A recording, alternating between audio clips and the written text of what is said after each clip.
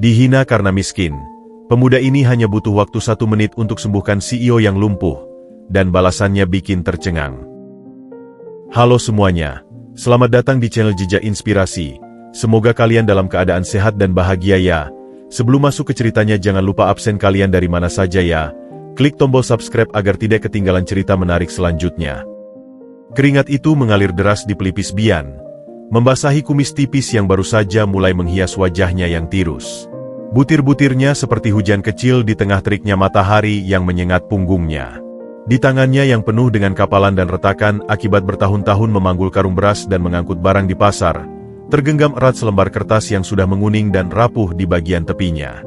Surat itu adalah harta benda terakhir yang ditinggalkan almarhum ayahnya, Warsito, seorang buruh bangunan yang tutup usia setelah tertimpa balok beton di sebuah proyek. Surat ini lebih berharga dari segunung uang bagi Bian, karena disitulah tersimpan suara terakhir ayahnya, sebuah wasiat yang terpatri dalam tinta dan kenangan. Bian membacanya sekali lagi, meski setiap barisnya sudah hafal di luar kepala. Huruf-hurufnya sederhana, seperti goresan tangan seorang lelaki yang lebih akrab dengan pacul daripada pulpen. Bian, anakku, jika suatu hari kau benar-benar terjepit, dinding sudah mendekat dari segala arah, dan langit terasa akan runtuh menimpamu, carilah Pak Rudi. Dia dulu adalah saudara seperjuanganku. Katakan padanya, Warsito yang dulu menyelamatkannya dari longsor di proyek Gunung Sari, masih ingatkah dia pada janjinya?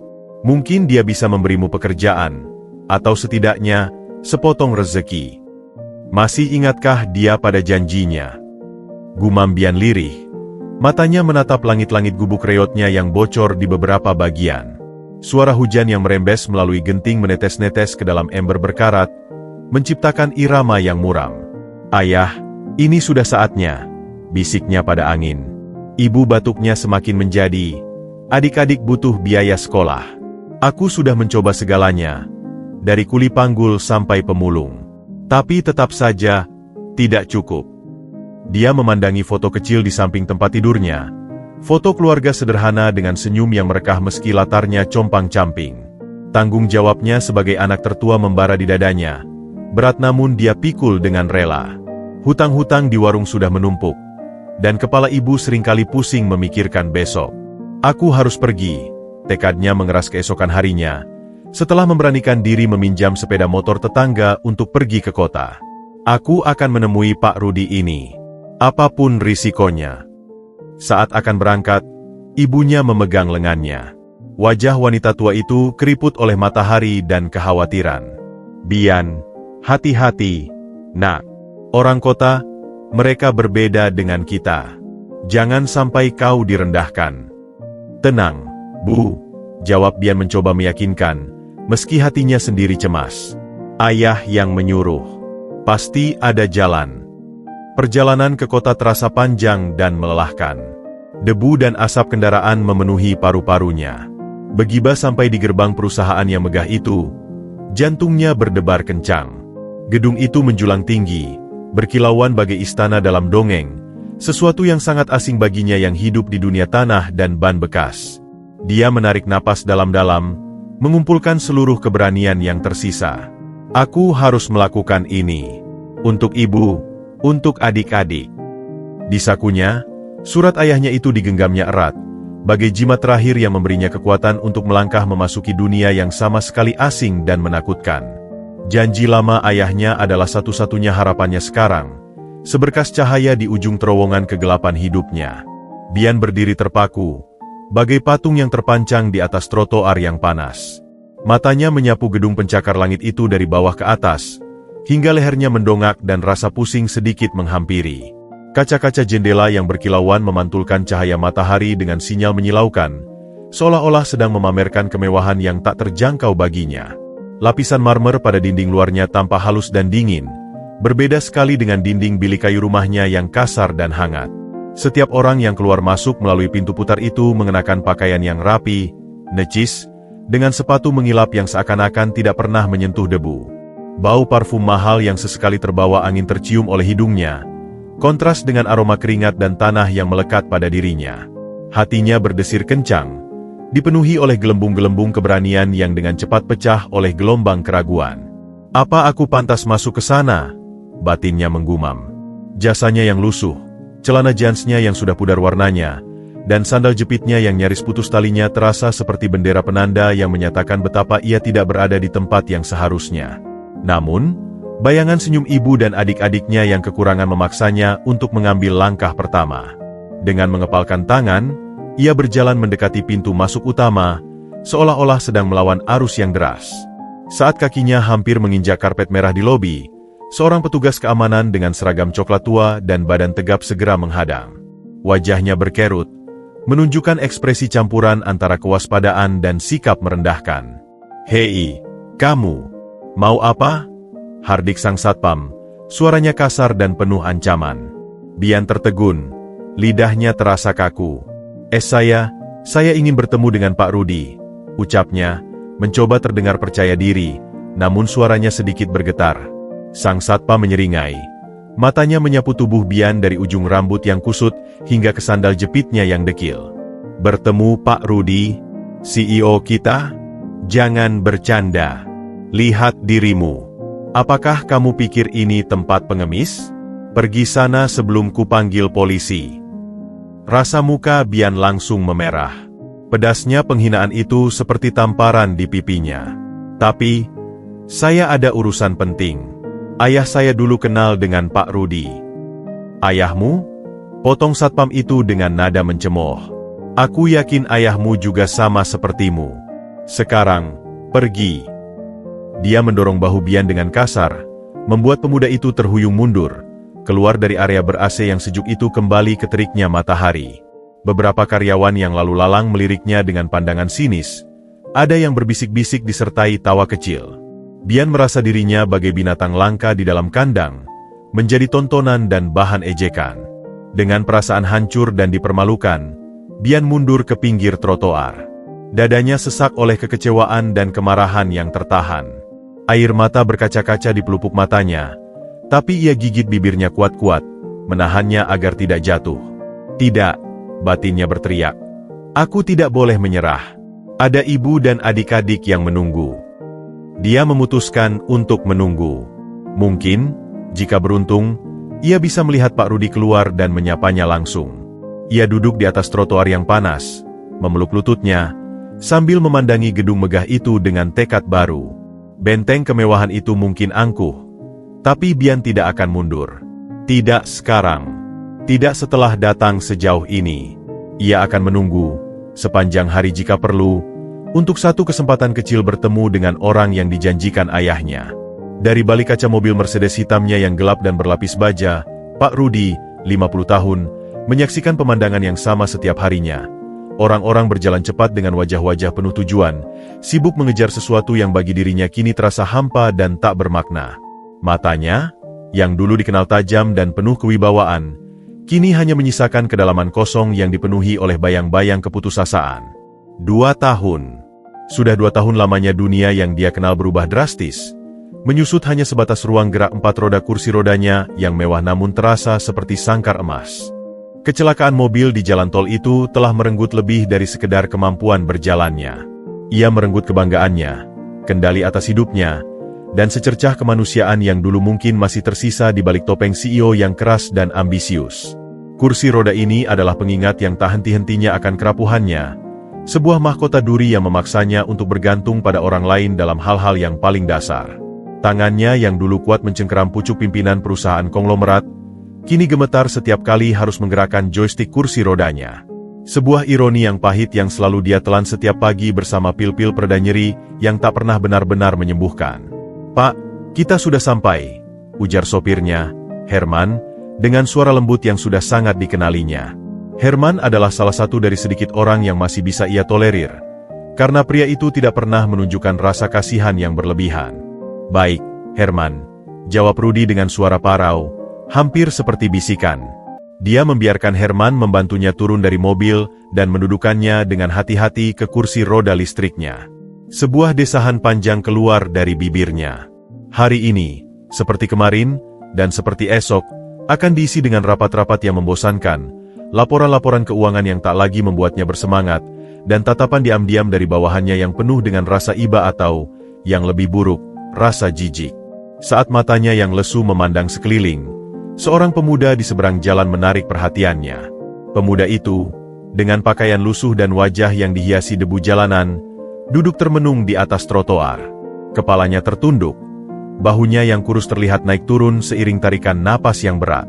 Ada sesuatu dalam sosok pemuda itu yang membuatnya terpana. Mungkin karena dia melihat sebuah keputusasaan yang berbeda, sebuah perjuangan yang masih murni, sesuatu yang sudah lama hilang dari dirinya yang terperangkap dalam kemewahan yang tak berarti. "Lihat itu, Herman," ucap Rudi tiba-tiba, sambil menunjuk ke arah Bian dengan dagunya. Pemuda itu, dia terlihat tersesat. Herman mengikuti arah telunjuknya.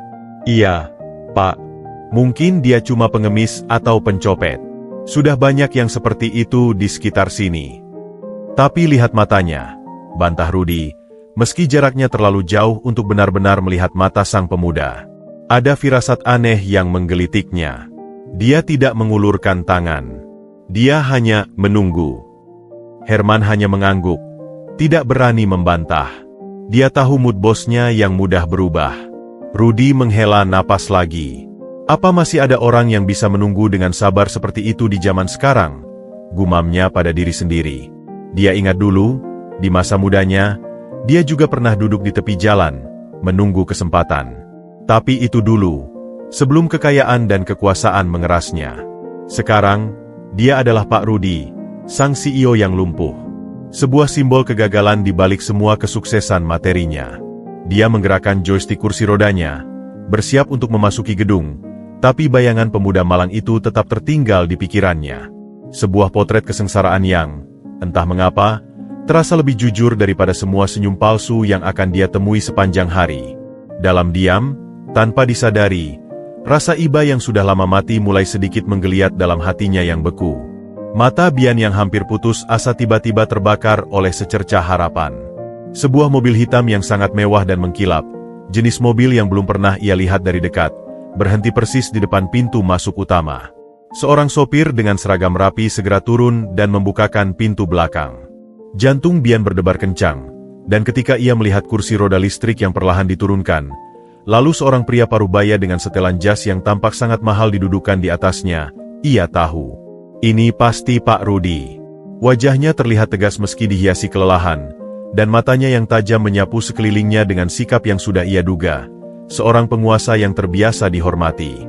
Dengan sisa-sisa keberanian yang masih tersisa, Bian melompat bangkit. Kakinya yang pegal menahannya untuk tidak berlari. Ia menghampiri dari samping, berusaha menghindari tatapan sang sopir dan dua security yang segera waspada. "Pak Rudi," seru Bian, suaranya serak karena gugup dan haus. "Maaf mengganggu, Pak."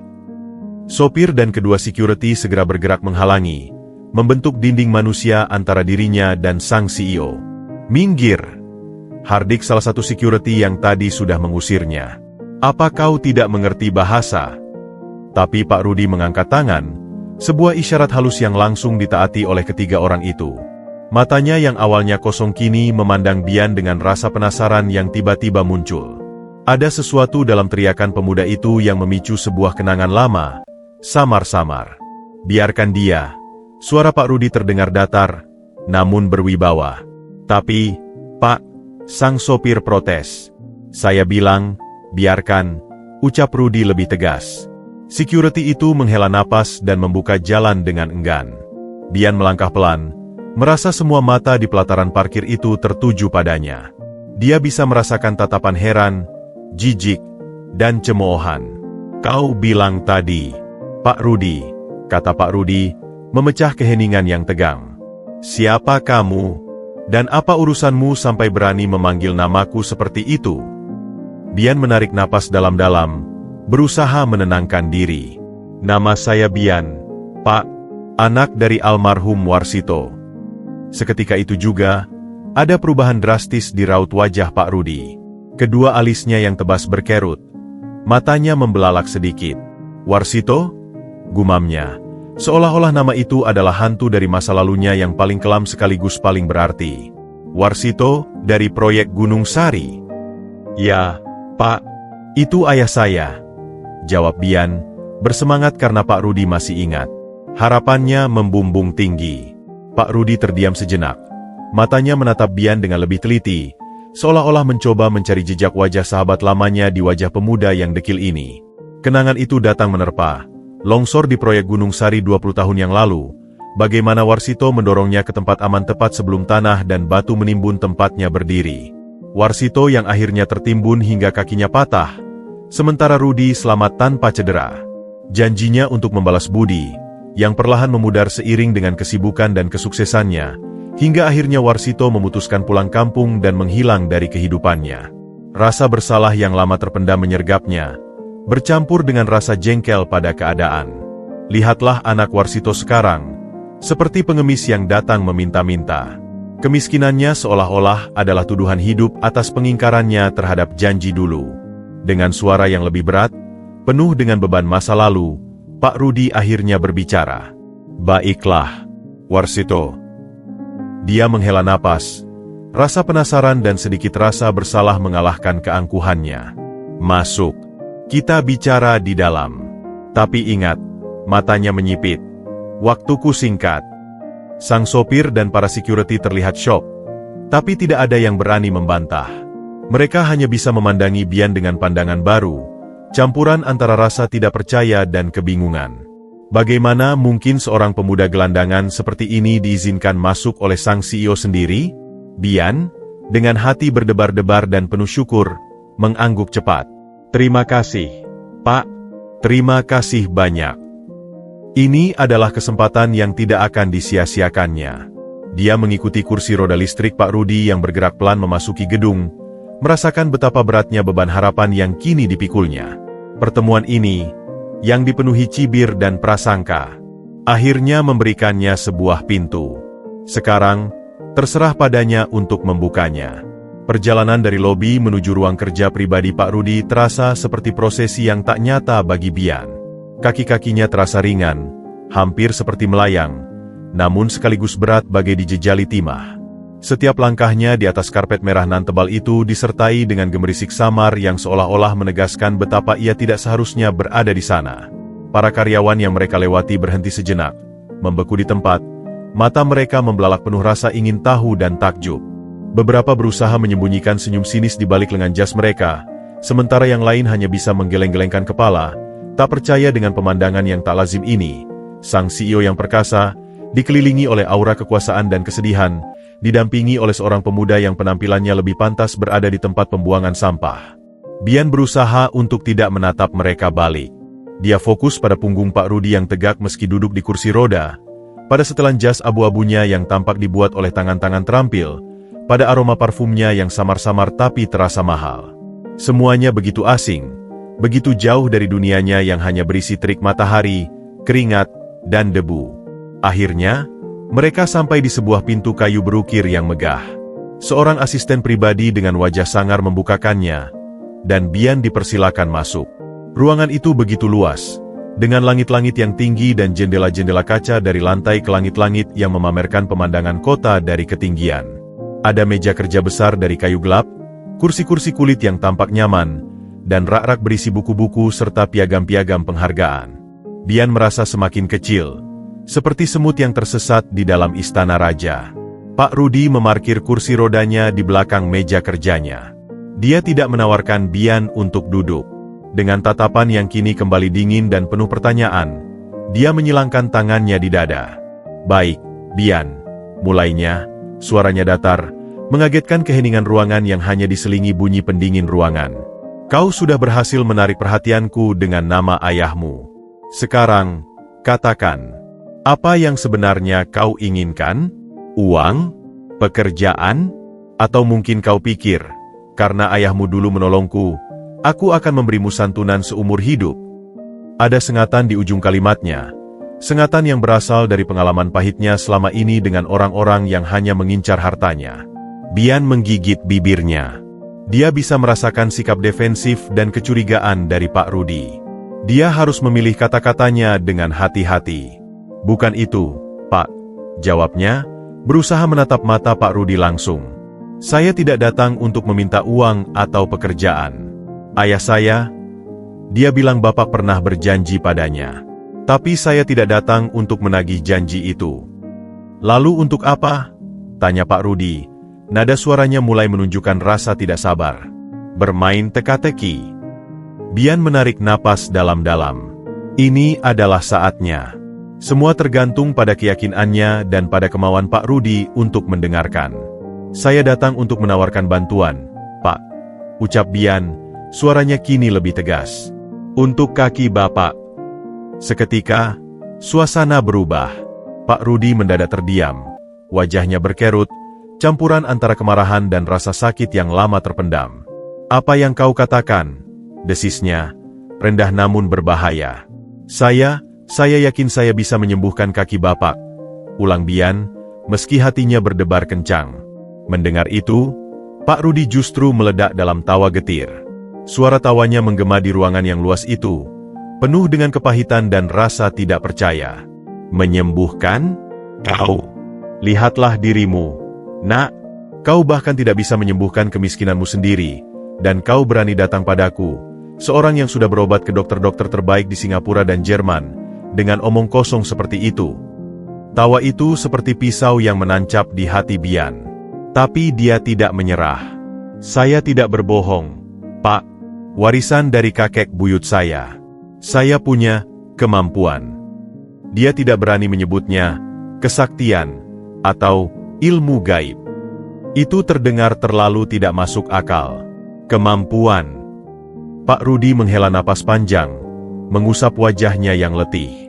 Dia memandang Bian, dan untuk pertama kalinya, mungkin karena keputusasaan yang sudah menahun, atau mungkin karena sisa-sisa rasa hormat pada almarhum Warsito, ada secercah keraguan dalam hatinya. Mungkin ini adalah lelucon terakhir yang diberikan takdir padanya. Atau mungkin, hanya mungkin, ada kebenaran dalam kata-kata polos pemuda ini. Baiklah, ucap Pak Rudi akhirnya, dengan suara yang tiba-tiba sangat lelah. Kau bilang kau bisa menyembuhkanku. Tunjukkan padaku. Tapi ingat, matanya menyala dengan peringatan terakhir. Jika ini hanya akal-akalanmu, jika kau cuma membuang waktuku, kau akan kuhukum. Aku akan pastikan kau menghabiskan sisa hidupmu di penjara karena penipuan. Bian mengangguk. Hatinya campur aduk antara takut dan berharap. Saya mengerti, Pak. Saya hanya meminta 1 menit. Hanya 1 menit dari waktu Bapak. 1 menit. Pak Rudi mengangkat alis, semakin tidak percaya. Tapi dia menganggur.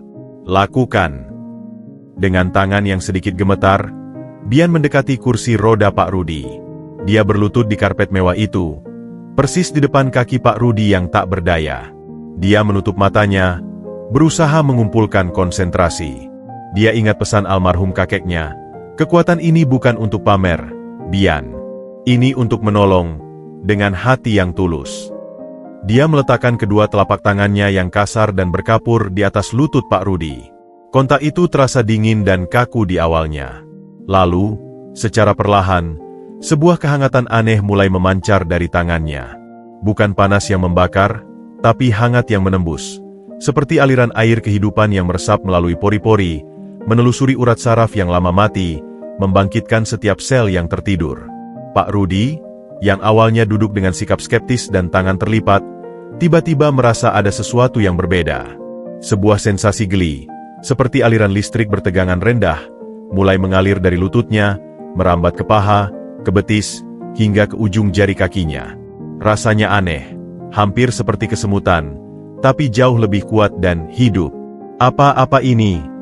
Gumamnya, tak percaya.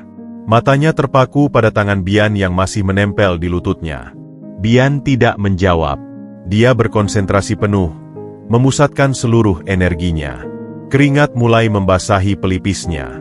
1 menit terasa seperti 1 jam. Dan kemudian, sesuatu yang ajaib terjadi. Tanpa disadari, tanpa diperintah, jari kaki kanan Pak Rudi bergerak. Hanya 1 sentimeter, tapi itu adalah sebuah gerakan. Gerakan pertama yang dia lakukan dalam 2 tahun terakhir. Tidak. Itu mustahil. Batin Pak Rudi berteriak. Tapi matanya tidak bohong. Dia melihat jari kakinya bergerak lagi. Kali ini disusul oleh jari kaki kirinya. Sebuah rasa haru yang luar biasa, campuran antara syok, ketakjuban, dan harapan yang lama mati, menyergapnya. Air mata, tanpa bisa dibendung, mulai mengalir deras di pipinya yang biasanya keras. 1 menit sudah, Pak. Bisik Bian, membuka matanya dan menarik tangannya. Wajahnya pucat, seperti kehabisan tenaga. Tapi Pak Rudi tidak peduli dengan waktu. Dengan gemetar yang luar biasa, dia meletakkan tangannya di atas lututnya, merasakan kehangatan yang masih tersisa. Lalu, dengan napas tertahan, dia mencoba melakukan hal yang mustahil. Dia mencoba menggerakkan kakinya. Perlahan, sangat perlahan, kaki kanannya terangkat beberapa sentimeter dari sandaran kaki kursi roda. Dia terisak. Sebuah teriakan sukacita yang terpendam keluar dari dadanya. Aku bisa merasakannya. Aku bisa menggerakkannya. Dia memandang Bian, dan untuk pertama kalinya, tatapannya bukan lagi tatapan seorang CEO pada gelandangan, tapi tatapan seorang manusia pada penyelamatnya. Semua kesombongan, semua sinisme, semuanya luluh saat itu juga. Bian, ucapnya, suaranya serak oleh tangis. Apa yang baru saja kau lakukan? Bian, yang masih berlutut, hanya tersenyum lemah. Saya hanya menepati janji ayah saya, Pak. Menolong Bapak, seperti dulu ayah menolong Bapak dari longsor. Dalam 1 menit yang singkat itu, takdir kedua orang ini berubah selamanya. Sebuah pertemuan yang dipenuhi cibir dan prasangka, telah berubah menjadi sebuah awal dari keajaiban yang tak seorang pun bisa duga. Ruangan yang megah itu terselimuti keheningan yang menegangkan, seolah-olah waktu sendiri berhenti berdetak untuk menyaksikan keajaiban yang baru saja terjadi. Hanya terdengar desahan napas berat dari Bian yang masih berlutut, dan isak tangis yang perlahan-lahan pecah dari dada Pak Rudi. Air mata itu mengalir deras, membasahi pipinya yang biasanya terpahat tegas, melarutkan lapisan keras kesombongan dan keputusasaan yang menyelimutinya selama 2 tahun terakhir. Dengan gemetar yang hampir tak tertahankan, Pak Rudi mengalihkan pandangannya dari kakinya, kaki yang baru saja bergerak atas kehendaknya sendiri, ke arah Bian. Pemuda itu tampak kelelahan, wajahnya pucat, namun di matanya terpancar ketulusan yang dalam, tanpa sedikit pun rasa bangga atau pamrih. Dalam sekilas pandang itu, seluruh prasangka dan sikap merendahkan yang ia tunjukkan sebelumnya terasa sangat hampa dan memalukan. Bian, ucap Pak Rudi, suaranya serak dan bergetar, nyaris seperti bisikan. Tangannya, yang biasanya dengan percaya diri menandatangani dokumen miliaran rupiah, kini terulur perlahan, mencari tangan Bian yang masih tergeletak di atas lututnya. Saat jari-jari mereka bersentuhan, sebuah getaran aneh menyergapnya, bukan getaran energi penyembuh, melainkan getaran penyesalan dan rasa syukur yang begitu dahsyat. Bian, anakku, ulangnya, kali ini lebih kuat, sambil menggenggam erat tangan pemuda itu. Aku tidak tahu harus berkata apa. Dia menggeleng-gelangkan kepalanya, air mata terus bercucuran. Tadi, di luar, sikapku, kata-kataku, maafkan aku, maafkan orang tua sombong ini. Bian, yang masih terbungkus oleh kelegaan karena kemampuannya berhasil, terkejut mendengar permintaan maaf itu. Dia melihat langsung kerapuhan di balik topeng sang CEO perkasa. Tidak, Pak, tidak usah. Tidak, Bian, potong Pak Rudi, suaranya mendesak. Aku harus meminta maaf. Aku telah merendahkanmu, menuduhmu, mengancammu, padahal kau justru membawa hadiah yang tidak ternilai bagiku. Dia menepuk-nepuk tangan Bian yang kasar itu. Kau tidak hanya menyembuhkan kakiku, nak. Kau telah menyembuhkan jiwaku yang sudah lama mati. Kau mengingatkanku pada kemanusiaan yang selama ini kubuang demi kekayaan dan kekuasaan. Dia menarik napas dalam-dalam, mencoba menenangkan diri. Ayahmu, Warsito, dia akan sangat bangga padamu. Lebih bangga daripada diriku dengan semua kekayaan dan perusahaan ini. Rasa bersalah yang lama terpendam akhirnya menemukan jalannya keluar. Dulu, aku berjanji padanya. Janji untuk membalas budi. Tapi aku tenggelam dalam kesibukan dan keserakahan. Sampai akhirnya aku lupa. Dan sekarang, justru anaknya yang datang menyelamatkanku. Sang asisten pribadi dan beberapa staf yang berkerumun di depan pintu, yang terpanggil oleh tangisan dan teriakan Pak Rudi, hanya bisa berdiri terpaku, mulut mereka terbuka lebar. Mereka menyaksikan pemandangan yang mustahil. CEO mereka yang ditakuti, menangis dan memohon maaf pada seorang pemuda miskin. Dan yang lebih mengejutkan lagi, kaki Pak Rudi, kaki yang selama ini lumpuh total, sedang bergerak-gerak lemah. "Lihat kaki Pak Direktur," bisik salah satu staf dengan suara terkesima. "Tidak mungkin, dia bisa menggerakkan jari kakinya." Tambah yang lain. Suasana hormat dan takjub segera menggantikan aura sinis dan curiga yang sebelumnya menyelimuti Bian. Pemuda ini bukan pengemis atau penipu. Dia adalah penyelamat. Pak Rudi, yang mulai bisa merasakan aliran darah dan sensasi di kakinya, mencoba untuk bersandar lebih tegak. "Bian, duduklah," pintanya, menunjuk pada salah satu kursi kulit di seberang meja kerjanya. Sebuah penghormatan yang tulus, mengakui Bian sebagai tamu yang penting, bukan lagi pengganggu. Bian masih sedikit limbung, menurut dan duduk. Kursi itu terasa sangat nyaman, sangat berbeda dengan bangku kayu di gubuknya. "Sekarang," kata Pak Rudi, menyeka air matanya dengan sapu tangan linen yang halus, "katakan padaku, bagaimana mungkin semua ini terjadi? Kemampuanmu, warisan dari kakekmu, katamu." Bian mengangguk, mulai menceritakan sedikit tentang leluhurnya, tentang janji untuk tidak menyalahgunakan kemampuan itu. Pak Rudi mendengarkan dengan saksama, dengan rasa hormat yang baru. Di ruangan mewah itu, di antara dua manusia dari dunia yang berbeda, sebuah ikatan baru terbentuk.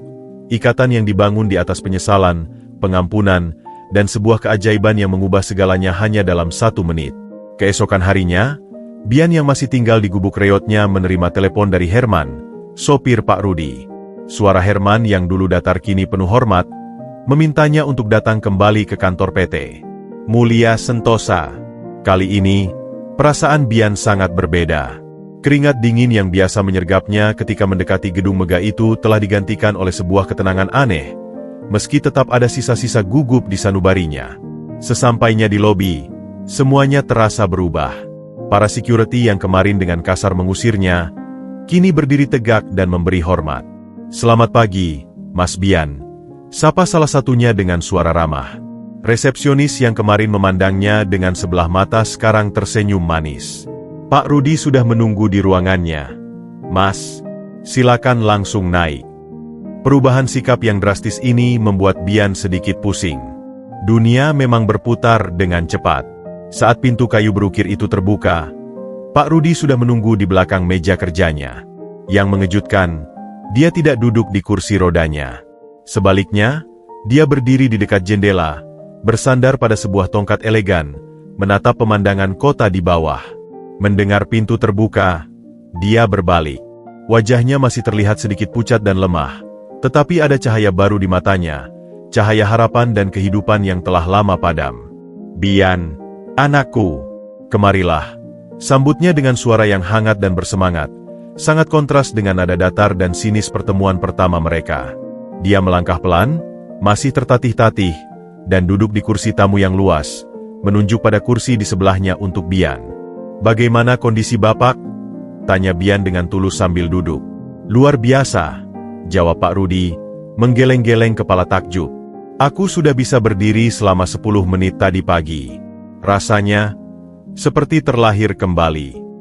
Dia memandang Bian dengan penuh rasa syukur. "Kau telah memberiku hadiah yang tidak bisa dibayar dengan semua uang di dunia ini, Bian." Dia mengambil segelas air dan meneguknya. Wajahnya kemudian menjadi serius. "Bian, sebagai seorang pebisnis, aku percaya pada prinsip memberi dan menerima. Kau telah memberiku sesuatu yang tak ternilai. Sekarang, giliranku untuk membalasnya." Bian membuka mulutnya untuk menolak, merasa sudah cukup dibalas dengan kesembuhannya, tapi Pak Rudi mengangkat tangan untuk menyuruhnya diam. "Dengarkan aku, Nak. Ini bukan sekadar balas budi. Ini juga tentang masa depanmu." Dia menarik napas dalam-dalam. "Aku menawarkanmu 2 hal. Pertama," ujarnya, menatap Bian langsung ke matanya, "posisi sebagai asisten pribadiku. Gajinya 50 juta sebulan, plus mobil dan apartemen." Bian tersedak, matanya membelalak. 50 juta? Itu jumlah yang tidak bisa dibayangkannya. Lebih dari yang bisa dihasilkan keluarganya dalam 10 tahun. "Yang kedua," lanjut Pak Rudi, Aku akan membiayai seluruh pendidikan adik-adikmu, dari SD sampai mereka lulus universitas, di sekolah terbaik yang mereka inginkan. Dan dia berhenti sejenak, memastikan setiap kata didengar jelas. Aku ingin mengangkatmu sebagai anak angkatku. Dunia seakan berhenti berputar bagi Bian. Dia terduduk membeku, tidak mampu berkata-kata. Air matanya, yang selama ini ditahannya di tengah kesulitan hidup, tumpah seketika. Ini bukan lagi tentang uang. Ini tentang pengakuan, tentang keluarga, tentang masa depan yang ia tidak pernah impikan. Pak Rudi, saya tidak pantas. Gumamnya, suaranya tercekik. Siapa bilang? Bantah Pak Rudi lembut. Kau adalah orang paling pantas yang aku kenal. Ketulusanmu, kerendahan hatimu, dan kemampuan MU, dia tersenyum, membuatmu lebih berharga dari siapapun di perusahaan ini. Dia berdiri kembali, berjalan pelan ke mejanya, dan mengambil selembar kertas. Ini adalah surat perjanjian untuk pengangkatan anak dan kontrak kerjamu. Baca baik-baik. Tidak perlu jawaban sekarang. Bicarakan dengan ibumu dulu. Bian menerima kertas itu dengan tangan gemetar. Matanya yang berkaca-kaca menatap Pak Rudi. Terima kasih, Pak. Terima kasih. Adalah satu-satunya kata yang bisa dia ucapkan. Harapan yang selama ini redup di hatinya, kini menyala terang benderang, menerangi jalan menuju masa depan yang sama sekali baru. Tawaran ini bukan hanya mengubah hidupnya, tetapi juga nasib seluruh keluarganya. Minggu-minggu berikutnya terasa seperti mimpi bagi Bian. Sebuah mimpi yang begitu nyata dan berwarna-warni, sehingga kadang-kadang dia harus menyemat lengannya untuk memastikan bahwa ini semua benar-benar terjadi. Dia telah menerima tawaran Pak Rudi dengan syarat satu hal. Dia harus diizinkan untuk pulang ke kampung halamannya terlebih dahulu untuk menjemput ibu dan adik-adiknya. Perjalanan pulang kali ini penuh dengan perasaan yang tak terlukiskan. Dia tidak lagi naik bus umum yang sempit dan berdebu, tetapi diantar oleh Herman dengan mobil mewah yang sama yang dulu dia lihat membawa Pak Rudi. Saat dia tiba di desanya, seluruh warga berkerumun, mata mereka penuh dengan rasa ingin tahu dan takjub. Bian, benarkah kau sekarang bekerja untuk CEO besar? Tanya seorang tetangga. Kau naik mobil mewah, Yan. Luar biasa. Seru yang lain. Bian hanya tersenyum, berusaha tetap rendah hati. Dia tahu semua ini bukan semata-mata karena usahanya, tetapi karena berkah dan takdir. Pertemuannya dengan ibu sungguh mengharukan. Perempuan tua itu menangis terseduh-seduh, memeluk anaknya erat-erat sambil terus mengucap syukur. Ayahmu di sana pasti sangat bangga, Nak, bisiknya di telinga Bian. Setelah mengurus kepindahan keluarganya, mereka pun pindah ke sebuah rumah yang disewa khusus oleh Pak Rudi untuk mereka. Sebuah rumah sederhana namun nyaman, jauh lebih baik dari gubuk reot mereka sebelumnya. Bian sendiri mulai menempati apartemen kecil yang elegan di lantai 20 sebuah menara yang menghadap ke kota. Pandangannya setiap pagi adalah pemandangan gedung-gedung tinggi dan lalu lintas yang sibuk. Sebuah kontras yang tajam dengan sawah dan pepohonan yang biasa dia lihat. Hari pertama Bian secara resmi tinggal di rumah Pak Rudi untuk memulai masa tugasnya sebagai asisten pribadi diwarnai dengan perasaan campur aduk. Rumah itu bukan rumah, tapi lebih tepatnya sebuah istana. Marmer, kristal, dan kayu-kayu mahal menghiasi setiap sudut. Kaki-kakinya terasa berat untuk melangkah di atas karpet tebal yang seakan-akan menelan setiap jejak. Pak Rudi, yang sekarang sudah bisa berjalan dengan tongkat, menyambutnya dengan hangat. Selamat datang di rumah, Bian, ujarnya, memecahkan ketegangan yang dirasakan pemuda itu. Lalu, dia mempersembahkan Bian kepada dua orang penting dalam keluarganya. Bian, ini putri sematawayangku, Sari, kata Pak Rudi, menunjuk seorang gadis cantik yang baru saja turun dari tangga.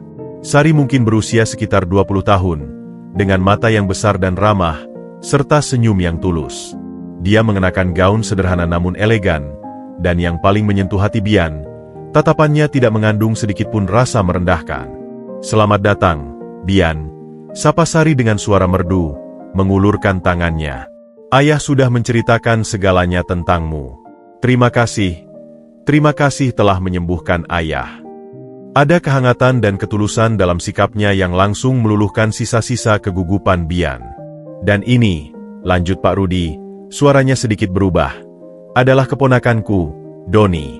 Dia juga bekerja di perusahaan kita. Doni, seorang pria muda berpenampilan necis dengan setelan jas yang tampak mahal, berdiri dengan sikap sedikit angkuh. Dia mengulurkan tangan dengan enggan, dan jabatannya terasa cepat dan dingin. Matanya, yang tajam dan penuh penilaian, menyapu Bian dari ujung kepala hingga kaki, seolah-olah sedang menaksir harga sebuah barang. "Jadi, kau adalah penyembuh ajaib yang heboh itu," ucap Doni, dan Bian bisa menangkap nada sinis yang halus dalam kata-kata itu. Senyumnya tidak sampai ke mata. "Selamat datang. Semoga kau betah di sini." Bian hanya bisa mengangguk, merasakan gelombang permusuhan yang tak terucap dari pria itu. Ada sesuatu dalam tatapan Doni yang membuatnya tidak nyaman, sebuah ancaman yang terselubung rapi di balik senyuman palsunya. "Baiklah," ujar Pak Rudi, mungkin juga merasakan ketegangan itu. "Bian, besok kau akan mulai bekerja sebagai asisten pribadiku. Aku akan memperkenalkanmu pada tugas-tugasmu. Untuk sekarang, beristirahatlah dan jelajahi rumah ini." Sore itu, Bian berjalan-jalan di taman luas di belakang rumah. Sari menemani dia, dengan ramah menunjukkannya sekitar. Doni, dari balik jendela perpustakaan, mengamati mereka dengan mata yang semakin menyipit. Sebuah rencana mulai terbentuk dalam pikirannya. Pria desa ini, dengan kemampuan anehnya, bukan hanya ancaman bagi posisinya di perusahaan, tetapi juga bagi hubungannya dengan Sari, yang adalah satu-satunya anak kandung Pak Rudi. Warisan yang selama ini dia incar, tiba-tiba menjadi tidak pasti dengan kehadiran anak angkat baru ini. Doni mengeluarkan ponselnya dan mulai mengetik pesan. "Pertemuan darurat. Besok jam 10 di kantorku. Kita ada masalah baru. Namanya Bian." Sementara Bian menikmati kebaikan Sari dan merasakan harapan baru, dia tidak menyadari bahwa badai pertama dalam hidup barunya yang mewah sudah mulai mengumpul di Cakrawala.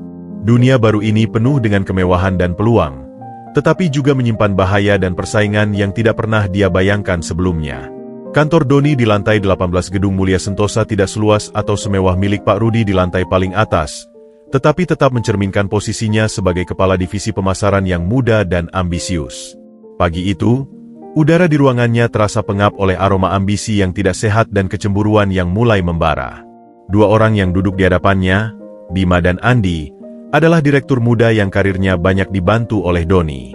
Mereka adalah bagian dari lingkaran dalamnya, orang-orang yang loyal padanya, bukan pada perusahaan atau Pak Rudi.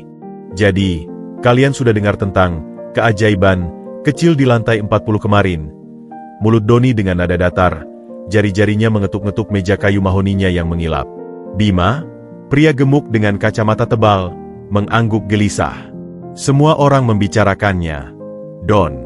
Tapi, apa itu benar? Pak Rudi benar-benar bisa berjalan lagi karena anak desa itu?" Doni menyeringai, matanya menyipit sinis. "Kalian percaya pada dongeng seperti itu? Ayahku, pria yang rasional dan berpikiran tajam, tiba-tiba sembuh oleh sentuhan seorang pemuda kotor yang bahkan tidak lulus SMA? Itu tidak masuk akal." Andi, yang lebih pendiam dan berwajah tajam, menyela. "Tapi banyak yang melihatnya, Don. Beberapa staf lantai 40 bilang mereka melihat Pak Rudi berdiri sendiri." "Itu namanya sugesti. Atau mungkin trik sulap," bantah Doni dengan nada meninggi. Dia berdiri dan mulai berjalan mondar-mandir. "Aku sudah menelusuri latar belakang si Bian ini. Tidak ada apa-apanya. Anak seorang kuli bangunan yang mati mengenaskan. Dia sendiri hanya kerja serabutan. Tiba-tiba, dengan kedok, warisan leluhur, dia bisa menyembuhkan penyakit yang tidak bisa disembuhkan dokter manapun? Itu pasti penipuan yang sangat licin." Bima dan Andi saling memandang, ragu. "Lalu, apa rencanamu, Don?" Doni berhenti berjalan. Wajahnya berkerut dalam ekspresi licik. "Kita harus membuka kedoknya sebelum dia benar-benar menguasai perusahaan ini. Kalian lihat sendiri. Dalam sekejap dia sudah diangkat sebagai anak angkat, diberi posisi sebagai asisten pribadi, tinggal di rumah pamanku. Dia bahkan sudah dekat dengan Sari." Suara Doni hampir seperti desisan saat menyebut nama sepupunya. Ini semua adalah rencananya yang matang. Dia menggunakan ilmu hitam atau hipnotis untuk mencuci otak pamanku. Tapi, bagaimana kita bisa membuktikannya? Tanya Andi, mulai terbawa narasi konspirasi yang dibangun Doni. Kita mulai dengan menyebarkan keraguan. Jawab Doni, kembali ke kursinya dengan senyum puas. Bicaralah pada siapapun yang kalian kenal. Katakan bahwa kalian khawatir dengan keadaan Pak Rudi. Katakan bahwa keputusannya belakangan ini aneh. Tidak seperti dirinya yang biasa. Sebut si Bian sebagai dukun atau tukang sihir. Kita harus menciptakan atmosfer ketidakpercayaan di sekitarnya. Dia menatap kedua bawahannya itu dengan mata tajam.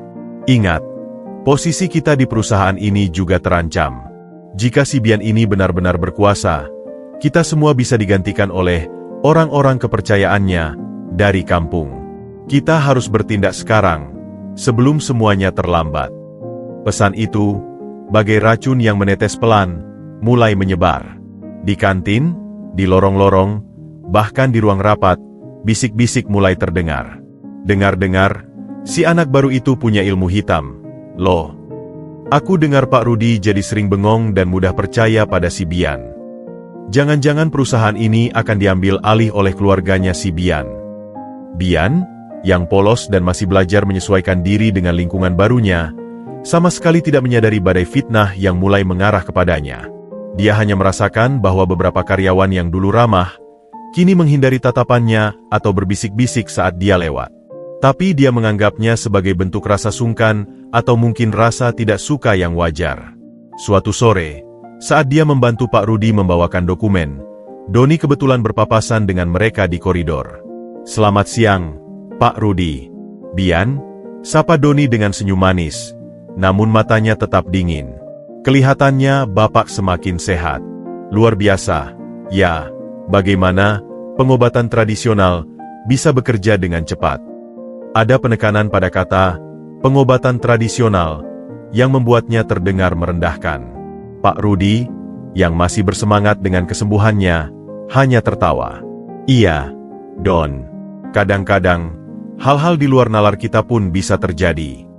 Tapi setelah Doni pergi, Pak Rudi terdiam sejenak. "Bian, hati-hati dengan Doni," bisiknya tiba-tiba.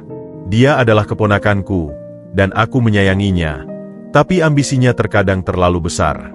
Dia mungkin tidak terlalu senang dengan kehadiranmu." Bian mengangguk, mulai memahami sumber ketegangan yang dia rasakan.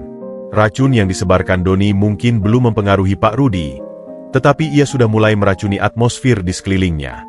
Pertempuran diam-diam untuk kepercayaan dan posisi di keluarga dan perusahaan Mulia Sentosa telah dimulai, dan Bian, tanpa disadarinya, telah berada di tengah-tengah medan perang. Rapat direksi bulanan PT Mulia Sentosa selalu menjadi acara yang penuh ketegangan, namun pagi ini udaranya terasa lebih berat dari biasanya. Di ruang rapat yang megah dengan view kota 360 derajat, para direktur dan kepala divisi duduk mengelilingi meja boardroom yang panjang dari kayu jati berusia ratusan tahun. Bian, sebagai asisten pribadi Pak Rudi, duduk di kursi yang agak ke belakang, dekat dengan dinding, sesuai protokol. Namun, posisinya yang seharusnya tidak mencolok justru menjadi pusat perhatian diam-diam. Rapat berjalan dengan lancar pada awalnya. Laporan keuangan kuartal ini menunjukkan pertumbuhan yang sehat. Namun, ketika pembahasan beralih ke rencana ekspansi baru ke sektor kesehatan tradisional dan terapi alternatif, sebuah ide yang diusulkan Pak Rudi dan didukung penuh oleh Bian, suasana mulai berubah. "Maaf, Pak Rudi," Doni menyela, suaranya halus namun terdengar jelas di ruangan yang hening. Dia menyembunyikan sikap konfrontasinya di balik senyum sopan. "Saya hanya ingin menyampaikan beberapa kekhawatiran mengenai proposal ini." Pak Rudi menganggap, mengizinkannya melanjutkan. "Silakan, Doni." Doni berdiri, berjalan pelan ke depan sambil memegang remote presentasi. "Sektor kesehatan adalah ladang baru bagi kita. Risikonya besar. Dan proposal ini, mohon maaf, sepertinya sangat dipengaruhi oleh pengalaman pribadi baru-baru ini, bukan oleh analisis bisnis yang solid." Dia tidak menatap Bian, tetapi semua orang tahu siapa yang dia maksud. Bian merasa wajahnya memanas. Dia bisa merasakan puluhan pasang mata tertuju padanya. "Saya pikir kita perlu berhati-hati," lanjut Doni, sekarang dengan nada yang lebih tegas. "Keputusan bisnis harus didasarkan pada data dan profesionalisme, bukan pada keyakinan personal atau fenomena yang tidak bisa dijelaskan. Kata-katanya penuh dengan sindiran. Salah satu direktur veteran, Pak Gunawan, ikut angkat bicara. "Doni, ada benarnya, Pak Rudi. Memang, kesembuhan Bapak adalah suatu keajaiban. Tapi, menjadikan itu sebagai dasar untuk investasi miliaran rupiah?" Dia menggeleng-gelengkan kepala. Ini terlalu emosional. Dan membawa orang yang tidak memiliki latar belakang bisnis atau medis, matanya melirik ke arah Bian, ke dalam pusat pengambilan keputusan, adalah sebuah langkah yang sangat riskan. Pak Rudi mengerutkan kening. Bian di sini bukan sebagai ahli medis. Dia sebagai asisten pribadiku. Dan pengalamannya yang tidak bisa dijelaskan, itu justru membuka mata kita pada peluang baru. Atau membuka pintu untuk masalah baru. "Pak," sanggah Doni, kali ini lebih berani. Dia akhirnya menatap langsung Bian. "Maaf, Bian. Ini bukan masalah pribadi. Tapi bisnis adalah bisnis. Bisakah kau jelaskan pada kami di sini, dengan latar belakangmu sebagai pekerja serabutan, apa dasar analisismu untuk mendukung proyek ini? Apa kredensialmu dalam dunia kesehatan?" Ruang rapat menjadi senyap. Pertanyaan itu seperti tamparan. Semua mata kini tertuju pada Bian, menunggu. Beberapa dengan rasa ingin tahu, beberapa dengan sikap merendahkan. Bian merasa tenggorokannya kering. Pikirannya berputar cepat. Dia tidak punya gelar, tidak punya pengalaman bisnis. Yang dia punya hanyalah keyakinan pada kemampuannya dan niat tulus untuk membantu. Dengan hormat, Bian berdiri. Suaranya sedikit bergetar namun dia berusaha mengendalikannya. "Saya tidak punya gelar seperti bapak-bapak sekalian. Latar belakang saya memang sederhana." Dia berhenti sejenak, mencari kata-kata. "Tapi saya percaya bahwa bisnis tidak hanya tentang angka. Ini juga tentang kepercayaan dan niat baik. Proyek ini bukan tentang saya. Ini tentang membuka peluang bagi pengobatan tradisional kita yang mungkin terabaikan, yang bisa membantu banyak orang, seperti saya membantu Pak Rudi." Jawabannya sederhana, polos, dan datang dari hati. Tapi di ruangan yang dipenuhi oleh para eksekutif yang terlatih dalam retorika dan analisis, kata-katanya terdengar naif dan tidak meyakinkan. Doni tidak bisa menyembunyikan senyum kecilnya. "Niat baik? Itu tidak cukup di dunia bisnis, Bian. Di sini kita butuh kompetensi, bukan cerita dongeng." "Sudah cukup, Doni," potong Pak Rudi, suaranya menggelegar. Wajahnya memerah karena marah. "Bian adalah tamu kehormatanku, dan sekarang adalah asisten pribadiku. Aku tidak akan membiarkan siapapun merendahkannya di hadapanku." Konflik itu pecah. Ruang rapat yang biasanya formal berubah menjadi medan pertempuran diam-dik. Di satu sisi, Pak Rudi yang sekarang emosional dan sangat membela Bian. Di sisi lain, Doni dan beberapa direktur yang mempertanyakan kewarasan keputusan atasannya. Bian terduduk kembali, hancur. Dia datang dengan niat baik, tapi justru menjadi sumber perpecahan. Pertempuran untuk kursi direksi mungkin dimenangkan Pak Rudi hari ini, tetapi perang untuk hati dan pikiran para pemegang saham dan direksi jelas-jelas telah dimulai. Dan dalam pertempuran itu, Doni, dengan kata-kata tajam dan kredensial mengkilapnya, memiliki senjata yang jauh lebih mematikan daripada ketulusan Bian. Beberapa minggu setelah rapat yang menegangkan itu, sebuah awan gelap mulai menyelimuti rumah besar keluarga Rudi. Kemajuan kesembuhan Pak Rudi yang awalnya begitu pesat dan menggembirakan, tiba-tiba mentok. Lebih buruk lagi, kondisi kakinya mulai mundur. Kekuatan yang sebelumnya perlahan pulih, seakan menguap begitu saja. Otot-ototnya yang mulai responsif kembali terasa lemas dan mati rasa. Sensasi geli dan hangat yang dulu menjadi pertanda baik, kini digantikan oleh dingin yang menusuk hingga ke tulang. Kembali, Pak Rudi menemukan dirinya lebih sering tergolek di tempat tidur atau terpaksa menggunakan kursi rodanya untuk jarak yang agak jauh. Setiap langkah yang diayunkannya terasa berat dan menyiksa, seperti mengangkat beban ratusan kilogram dengan kaki yang terbuat dari besi tua yang berkarat. Wajahnya yang sempat bersinar kembali, kini tertutup lagi oleh bayang-bayang keputusasaan yang bahkan lebih gelap dari sebelumnya. Tidak mungkin. Gumamnya suatu pagi saat mencoba berdiri dari tempat tidur dan hampir terjatuh, hanya diselamatkan oleh pegangan tangan Bian yang kuat. Rasanya, Seperti dulu lagi. Semuanya sia-sia. Bian, dengan wajah penuh keprihatinan, segera memanggil tim dokter pribadi Pak Rudi. Para dokter terbaik itu datang, melakukan serangkaian tes, memindai, dan menganalisis. Tapi hasilnya sama, tidak ada penjelasan medis untuk kemunduran ini. Secara fisik, saraf dan otot Pak Rudi seharusnya terus membaik. Tidak ada tanda-tanda infeksi, peradangan, atau kerusakan baru. Ini adalah sebuah kemunduran yang, secara medis, tidak masuk akal. Kondisi Pak Rudi membingungkan. Ya, kata Dokter Arif, dokter utama, pada Bian di luar kamar tidur. Tidak ada yang bisa kami temukan. Sepertinya tubuhnya menolak untuk sembuh. Kabar tentang kemunduran Pak Rudi ini dengan cepat menyebar ke seluruh perusahaan, dibumbui dengan berbagai spekulasi. Dan disinilah, bisikan-bisikan beracun yang dulu disebar oleh Doni mulai berbuah. Sudah kuduga, bisik Andi pada Bima di kantin. Ilmu sihirnya si anak desa itu mulai pudar. Atau mungkin efeknya hanya sementara. Atau mungkin, balas Bima dengan suara rendah. Pak Rudi mulai sadar dan sihirnya kehilangan kekuatan. Aku dengar dari sekretarisnya, belakangan ini Pak Rudi sering melamun dan tampak ragu-ragu. Doni, yang melihat ini sebagai peluang emas, tidak menyia-nyiakannya. Dia mengunjungi Pak Rudi di kamarnya, berpura-pura sebagai keponakan yang sangat khawatir. Paman, aku sangat sedih melihatmu seperti ini, ujarnya dengan wajah muram, duduk di samping tempat tidur. Aku sudah khawatir dari dulu. Penyembuhan yang terlalu cepat dan ajaib seperti itu, seringkali tidak alamiah. Ada harga yang harus dibayar. Pak Rudi, yang lemah dan putus asa, mendengarkan dengan lesu. Apa maksudmu, Don? Maksudku, Paman, lanjut Doni, menurunkan suaranya seolah-olah berbagi rahasia. Mungkin saja, kemampuan Bian itu bukan anugerah, tapi kutukan.